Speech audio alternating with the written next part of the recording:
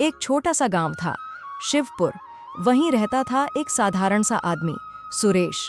साधारण इस मायने में कि उसके पास न ज्यादा धन था और न ही कोई बड़ा व्यापार नहीं था, लेकिन असाधारण इस बात में कि वह भगवान शिव का बेहद सच्चा भक्त था। हर सुबह सूरज उगने से पहले उठता था, नदी में स्नान करता, माथे पर भस्म लगाता और नंगे पांव मंदिर पहुंच जाता, अपने भोलेनाथ के दरबार में। रोजाना वो शिवलिंग पर जल चढ़ाता, भजन गाता और भगवान के सामने बैठकर बस मुस्कुराता। ना कुछ मांगता, ना शिकायत करता, बस भक्ति करता। लेकिन वक्त हर किसी की परीक्षा लेता है। सुरेश की दुकान में धीरे धीरे घाटा होने लगा। ग्राहक कम होते गए, उधार बढ़ता गया और एक दिन ऐसा आया जब दुकान बंद करनी पड़ी। लोग हंसने लगे, ताने देने लगे। क्या मिला तुझे भगवान से? भक्ति से घर नहीं चलता सुरेश। यहाँ तक कि परिवार वाले भी कहने लगे। अब छोड़ो ये मंदिर जाना, पहले घर संभालो।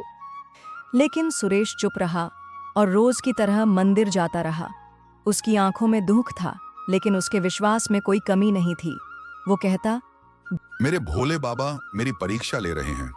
मैं उन्हें सिर्फ सुख में नहीं, दुख में भी मानूंगा। धीरे धीरे हालात और भी बिगड़े। दुकान लुट गई, घर की हालत खराब हो गई। एक रात सुरेश मंदिर में बैठा था, अकेला, टूटा हुआ। उसकी आंखों में नमी थी और होठों पर बस एक ही नाम था, भोलेनाथ। तभी मंदिर में एक तेज प्रकाश फैला। चारों ओर घंटों की ध्वनि गूंजने लगी और सुरेश ने अपनी आंखों के सामने देखा, स्वयं भगवान शिव प्रकट हो गए, त्रिशूल धारण किए, जटाओं से गंगा बहती हुई, नेत्रों से करुणा झलकती थी।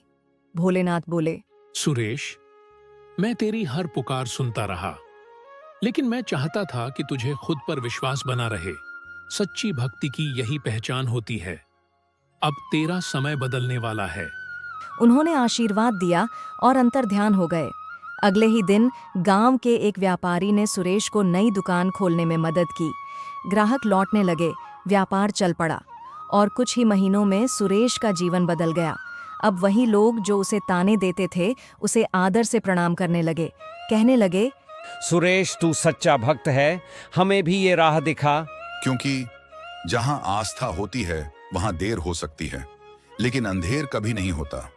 भोलेनाथ अपने भक्तों की परीक्षा लेते हैं और फिर खुद ही उन्हें गले लगा लेते हैं।